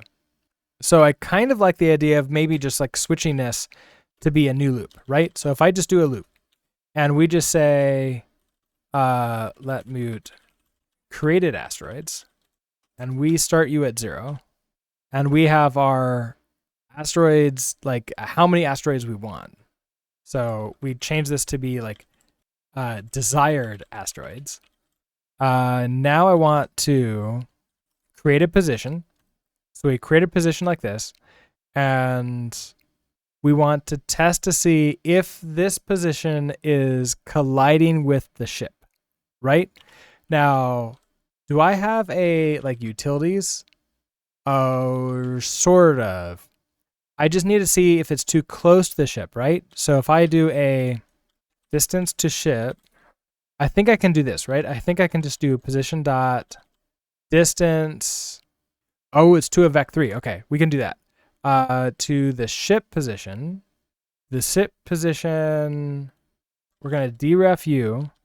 Then we're going to, I don't need a deref. I can just extend, right? Extend 0. That gives me that. That gives me a distance to ship. If the distance to ship is less than, let's say, double the asteroid size, where do I put the size? Oh, I put the scale here too, because I don't actually know what the asteroid size is. Oh, but I can create that, and then I can figure out what the size is. Okay, hold on.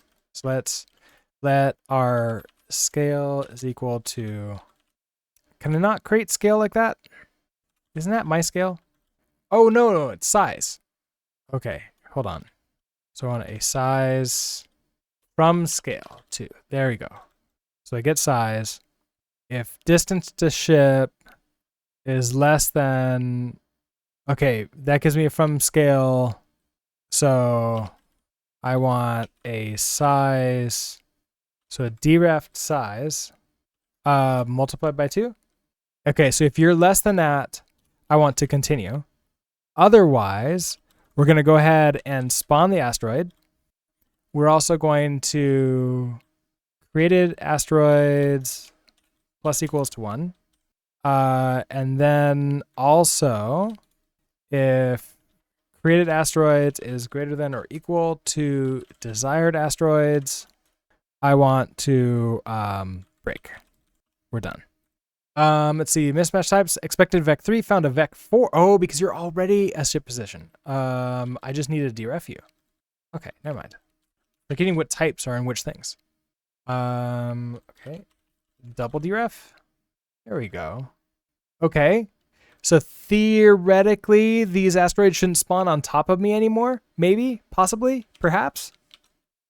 So yes, the asteroids are not spawning on top of me anymore. I am also creating an infinite number of asteroids. More art, yeah. All mistakes are actually art, because as Bob Ross has told us, there are no mistakes. It's just, it's all part of the plan.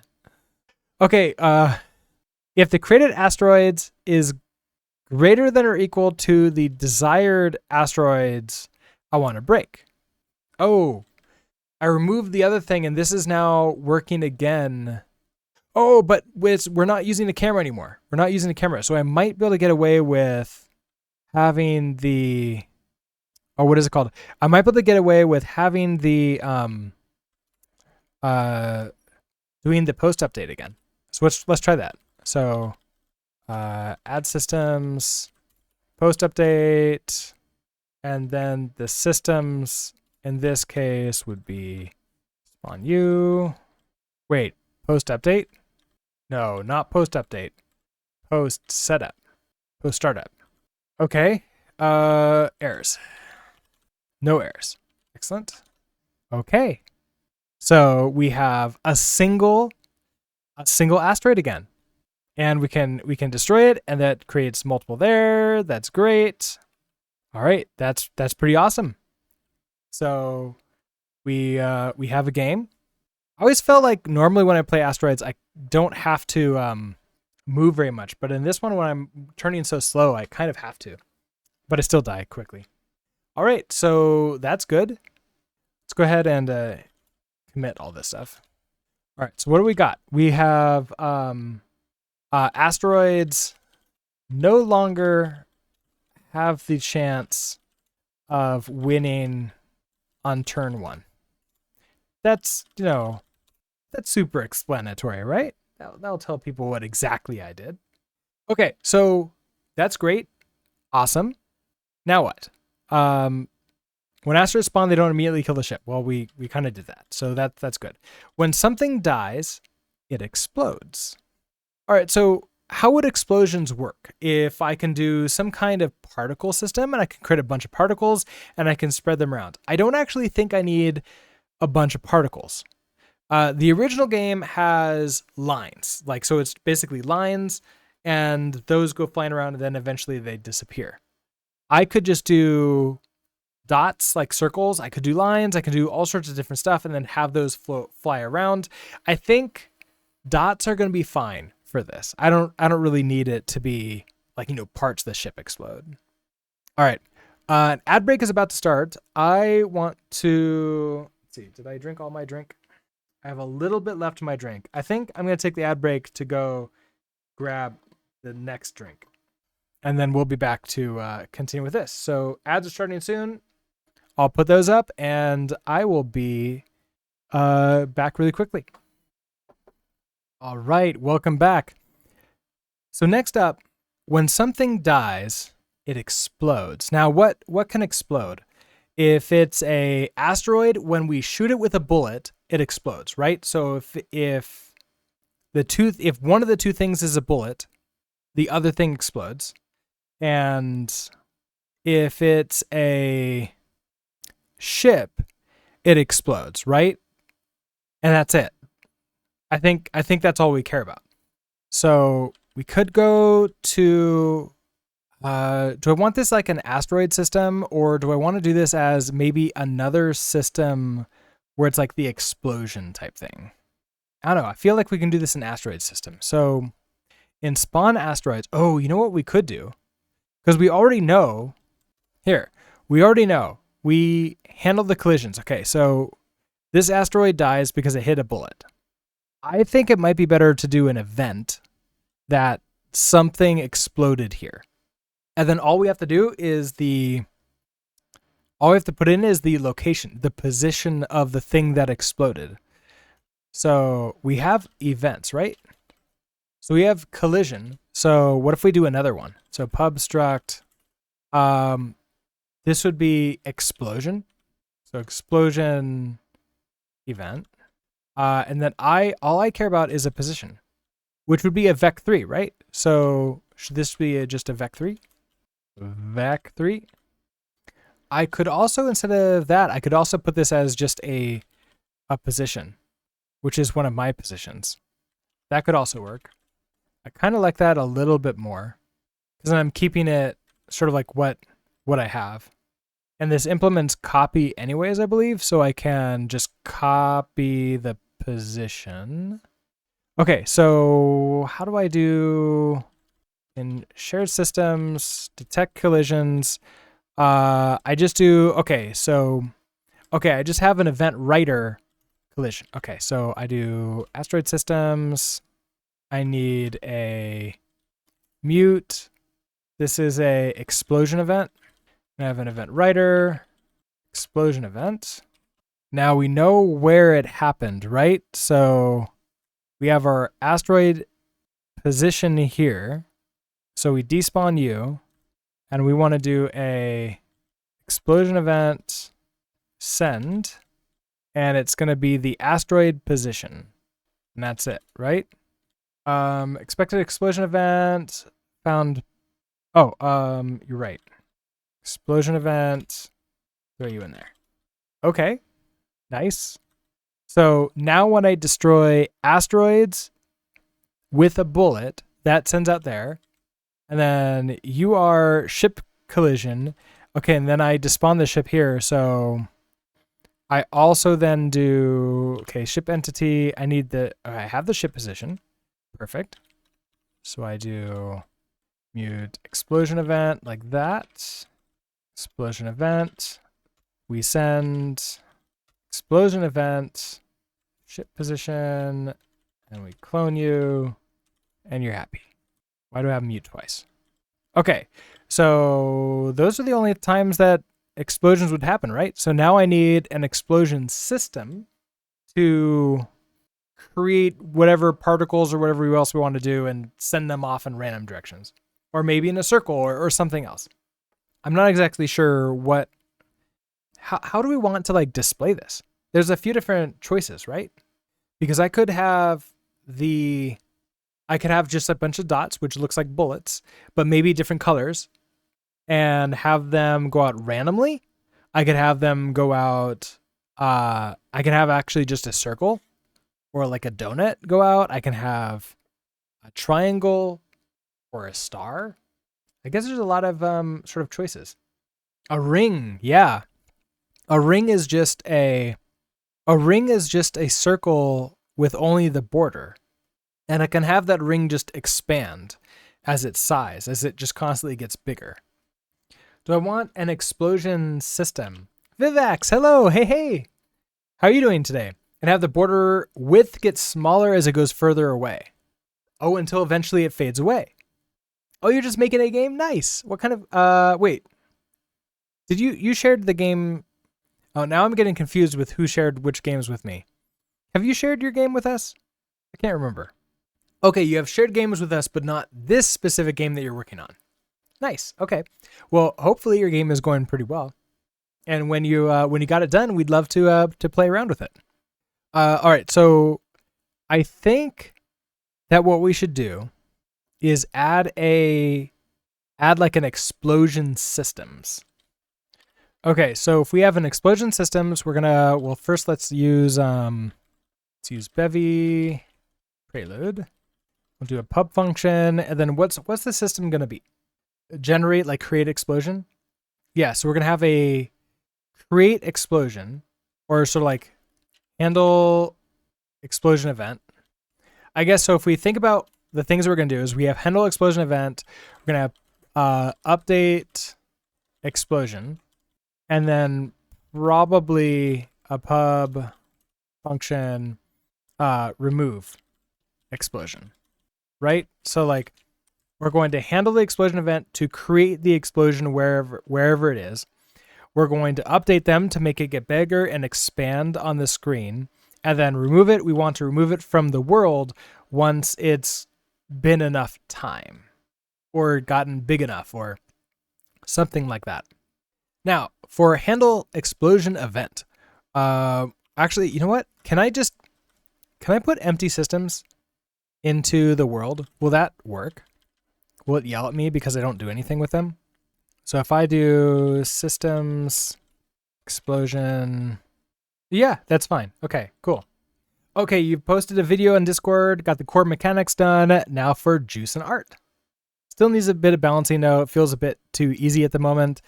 Balancing a game to make it hard or easy is hard. That's a skill all unto its own. Is there a way for me to get rid of the sidebar? I guess it doesn't matter. How do I get rid of people on the right? Okay. But yeah, we have, wait a second. Stream mode enabled. Why are some usernames like hidden and some are not? I don't understand that in streamer mode. Oh, it's a pinball game. Nice. Oh, that's pretty cool. I like the movement. The movement looks pretty good. I'll look forward to trying that out.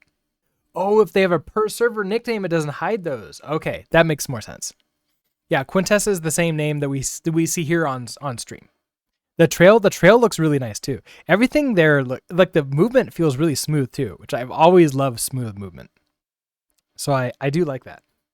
Next time we might play with Rapier, unless I go to Godot. I am thinking about trying Godot out next for the next game thing that we do. Oh, I love that. I just looked over and I see you died. Try not to do that. Oh, I love the passive aggressive narrators of games. Okay, so handle explosion event. We need the reader, right? So we need the explosion event. It's gonna be an event reader. Explosion event. Well, thanks for being active here. Have a great dinner. Okay, so we do that. Event reader, explosion event. Okay, so we get the explosion event, and then also we need commands. So mute commands is going to be, is it mutable reference to commands or is it just commands? I don't remember anymore. I think it's just commands, right? I just now have commands. Okay, so what is going to be handle explosion event? I need to create a circle. And then we are using the Bevy. We are using this shape thing, right? So I want to do Okay, shapes polygon. I want to do shapes something else. So use shapes. Was it shape? Oh, it was Bevy prototype lion shapes. Okay, and that gives me, okay, so I can just do shapes. All right, so we have circle, ellipse, line, polygon, rectangle. I guess we'll do a circle. Is it new or I created return a default circle. I don't see like a new from it. Bevy prototype lion. Let's go remember how to use this. Oh, I just created. Okay, so there's no constructor for it. So I just wanted to like shape circle. So I do like let circle equals that. Okay, so for radius, let's say we start at 0, and then the center is gonna be a vec2, right? So I want. Oh, I have to read. Iterate over the events with this event reader. This event reader has not seen yet. Okay, so I want to do this one at a time, right? Or I want to do this all here. So we have to do for event. So for explosion event. Okay, so read. That gives me an explosion event. So a singular explosion event. So can I get the position out of this? So explosion. Is it 0 like that? It is. Okay, so then I can get the position out of you. I probably need to clone you. Okay, so that gives me, so I get that. I'll now create a circle where a center is a position dot. Now I need to get just the vec2, but I think I can just do this, right? That gives me a vec2. You need to be mutable, don't you? Okay. Maybe to make sure that I'm doing this correctly, let's maybe make this like a 20 size, so it's really big. Maybe not 20 size. Let's make this like a 10 size, so it's not too big. And that gets okay put in there. Asitsu, you were suddenly hit with major deja vu, and now you're questioning your sanity. What happened? Okay, so I spawn the shape bundle, path geometry builder, build as. Okay, use this geometry builder to build as with the shape. Okay, so this is our shape. We're gonna do commands spawn. We have a bundle, and our bundle is gonna have, okay, so we're gonna do a shape bundle, which takes takes you. We have our path is gonna be a geometry builder, probably this one. Build as, okay, so build as, and then we hand it a reference to the shape, and then default for everything else. Okay, so that gives us one thing. I need the position, don't I? I need the position. What, actually, do I care about the position here? How would I update the radius for this later? That's gonna be interesting. Fill, okay, fill and stroke. So I want to do stroke new color. So we have color. Wait, just those? I thought I could do like an antique white. I could do. Okay, color antique white.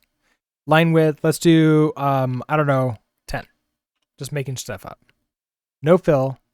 I should probably do, oh, that's the radius. Let's do 5. Okay. Oh, stacking, hello. How are you doing today? If you don't question your sanity on an hourly basis, are we really truly a dev? Especially if you don't question your sanity and come to the conclusion that you should move to the middle of nowhere and live on a farm. I mean, it's never happened to anybody, right? I used to have a teacher that it was llama farming. There was like, one of these days I'm going to quit and become a llama farmer. I just had an overwhelming feeling that the thing I was working on I had done before, so deja vu. Haven't ever felt it that strongly before, though. Oh, after dealing with WordPress, I've been contemplating it with the moving to the farm. I mean, if you're running on WordPress, WordPress does it's a CMS, so you do a lot of stuff that's like very similar. So like you probably worked on a project that was like almost exactly like this one before. That would trick that, right? Trigger it. You don't know why a farmer was always the running joke in the dev world? it's usually something about food, right? Like making food. But yeah, it is interesting how it is always like we're gonna go farm something. Sounds like a lot of hard work to me. Maybe just move to the middle of a forest. I mean, yeah, that's probably a better idea than like becoming a farmer is a lot of hard work. I think it's way more hard work than most people realize, especially when we're coming from like just sitting at a computer all day. Like we're not in any shape to be a farmer. Okay, so what have I done? I've created you, I spawned you, you're not yelling at me anymore. We're good to go. This should actually create the explosion, but it just sort of sits there forever. And we just explode once per event. Okay, so let's see if we can actually cause that to appear by actually running the game. Oh, what did I do? System parameters. Oh, handle collisions does not exist. Handle collisions does not exist. I have handle explosion event. What are you upset about? Asteroid systems handle collisions does not exist. What did I do? Handle collisions. You're right there. Why are you unsaved? What have I done? Okay, unused import. I'm not using the main camera here anymore. We're not using I don't actually care about the ship size, do I? Okay. Variable does not need to be mutable. Okay. Got rid of all warnings. That happens when you try and block out dealing with terrible systems. I didn't register. Wait, but the event was working before, right? Okay, hold on. Now I'm confused. So if we come back to here, let's remove. Okay, these are the systems that we just added in. If we save and we rerun this, you're unhappy. Encountered panic and handle collisions. It's the win it thing again. Okay, now this is a different error altogether. Yeah, so in handle collisions. Oh, the error message is above? Okay, so panicked at Bevy system param, resource requested by Bevy, Asteroid systems, handle collisions. Oh, a resource is requested by it, event explode. Oh, an explosion event. I forgot. You're right. I did not add event. I'll have to do this for everyone. So I have to do app, add event, explosion event. Okay, that's what the problem is, which means you're actually okay. All right, there we go. So here's our asteroid. Let's explode the asteroid. Hey, there's our explosion. Excellent. Okay. So that's showing we can now explode a bunch of things. And I think when the ship dies, come on, let me die. That did not create an explosion. I thought it was sending the explosion event on ship death too. In handle collisions for asteroids. Oh, handle ship collisions. Am I using that? Yeah, handle ship collisions is right here. Yeah, okay. So handle ship collisions. Figured that out. Blah, blah, blah. Okay, so ship despawn. Okay, I guess not. So we need to add in explosion event. This is going to be event writer. Explosion event. Now I have my position, right? No, I do not. I have the ship. So probably what I want is the position with ship. Like that. Ship. Okay, so this will become... Oh, I need position and then entity, right? So that way this will become a ship position, ship, find. Okay, so ship. This needs to be find map. We're going to move one of those. Get, and then change that to okay. What are you upset about? The trait bound. Oh, you're like that. Okay. Okay, so now I have the ship position and ship. I no longer need to deref you. Okay, so I entity, despawn recursive. Okay, that's fine. I have my position there like that. So I want to explosion event. We're gonna send. We need a explosion event. And we're going to put in the ship position. We're going to deref and clone. Okay. What are you upset about? Expected position, found a vec3. Oh, I don't need a deref. I just clone. I did that last time too. So there we go. We're happy with that, which means that now I can run this. And now when I kill the ship and an asteroid, both of them have explosions. So I can kill an asteroid. There's an explosion. And we get an explosion there too. Perfect. Okay, so we are creating the explosions correctly. Excellent. Now I want that to expand out, right? From that position. So in update explosion, I need to query for this. The position is going to stay exactly the same. The shape is the transform. Okay, so I need a transform. Okay, so we need a marker component. Yeah, there we go.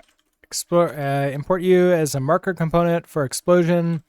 All right, so now when I grab you, I want to get a mute explosion query. Actually, I don't mute you here, right? I mute you on this side. So I'm going to do a mutable reference to a query. And I want you, wait, is it the mutable reference? Now I'm confused again.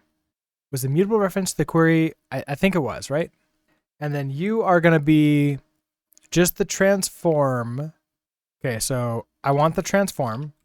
And I want it to be with explosion. So let our transform is going to be equal to our explosion. Explosion query, we'll just get a single mute. Huh. Why does that give me a reference? That feels weird that it's a reference to it and it's a single mute. That should give me mutable reference to it, right? Okay, and then if I want to do a transform, we get the scale. Now, can I multiply equal to you by like 0.001 or something like that to make you grow bigger over time? That will make it grow smaller. Multiply it by 1.001. That will make it grow bigger. Okay, so if I do that, back to here, let's run you, see if we get bigger explosions over time. You are not happy. What did I do wrong? That is an error message. The method chain exists for tuple function update world size, but its trait bounds were not satisfied. Line 56. Oh, we had chain here before because, okay, we're chaining this afterwards, but so systems explosion, as soon as I did this, you're really unhappy, aren't you? It's like if I save that, run you again. No, okay, what did I do? The method chain exists for tuple, but its trait bounds were not satisfied. Okay, so it put the full type name. Now it was update explosion was the last one I did. If I comment you out, it is that one. Okay, so I did in systems explosion. Okay, so in explosion inquiry, do you end up being mute here? Is that where it is? It's not like this, right? Oh, it is like that. Okay. That's a fun error. All right, so I get our explosion query, transform scale, cannot borrow. Okay, so yeah, you need to be mutable here. Cannot borrow, transform scale is mutable as it's behind a reference. So why are you returns a single query item when there's exactly one entity? Yeah, that's great, but that mute transform, why can't I then do this to it? Does not need to be mutable. What am I doing wrong with this? Let's try this again. So we have our transform. And then what I'm also really curious about is why are you a reference with single mute? Shouldn't you be like the full thing? So if I do transform scale, okay, let's say I scale it to be like, I don't know, 50.0. Okay, vec3. I didn't query it as mutable. Oh, is there a query mute? Oh, right. It's query.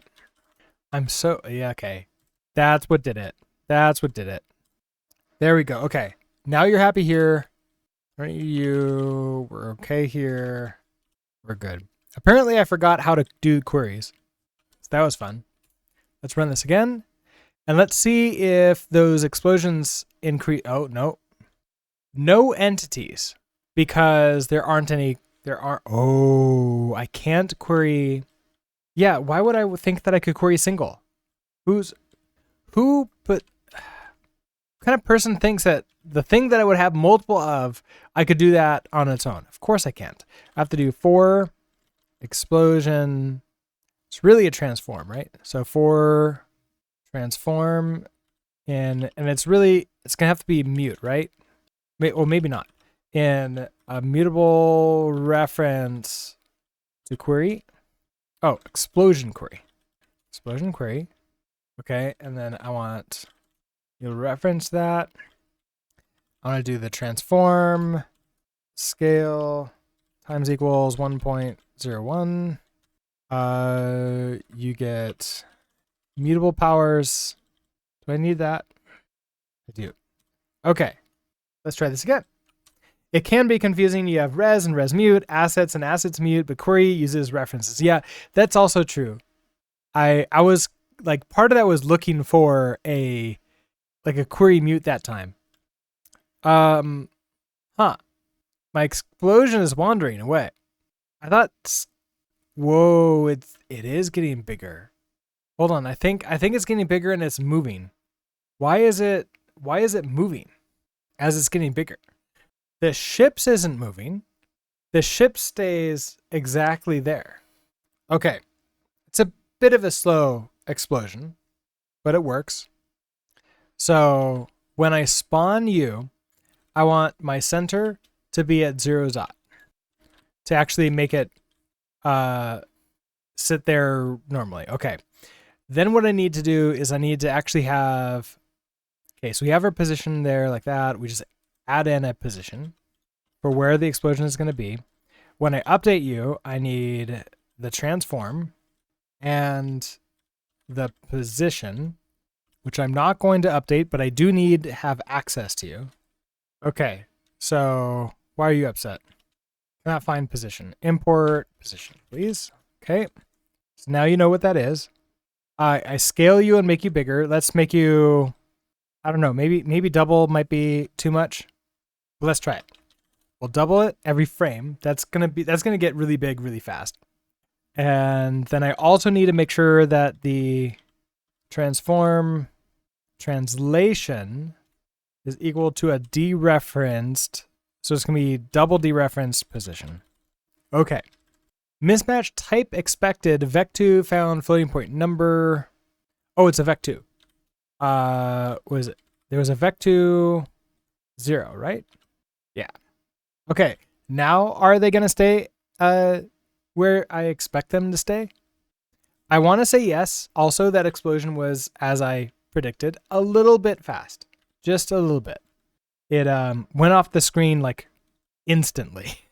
So I want above 1.001 and below 2 by a significant amount. So I probably want like 1.1. Something like that might be good. Okay. It's not too bad. Let's wait. Let's have something get a little bit closer to us and then shoot it. I don't think it's moving away. I think it's now doing what it's supposed to do at that point, which is great. Okay. So, what else do we want to do to it to make it look good? I want, do I want it to get thinner? The line, the fill? Can I change that? Ooh, wait. I don't know if I can change that, right? Because I built it. Oh, I built it previously, and so I don't know how to update it to change the stroke. I don't know if I can. So here I am. Okay, so I added the stroke in. That gives me you. But because wait. It's just a thing. I can change that, can't I? Oh, I can. I need to query for it. I need to query for the stroke. So in update, we also get the stroke. There we go. Except I need you to be a mutable reference. Okay. So wait a second. Did I just lose internet?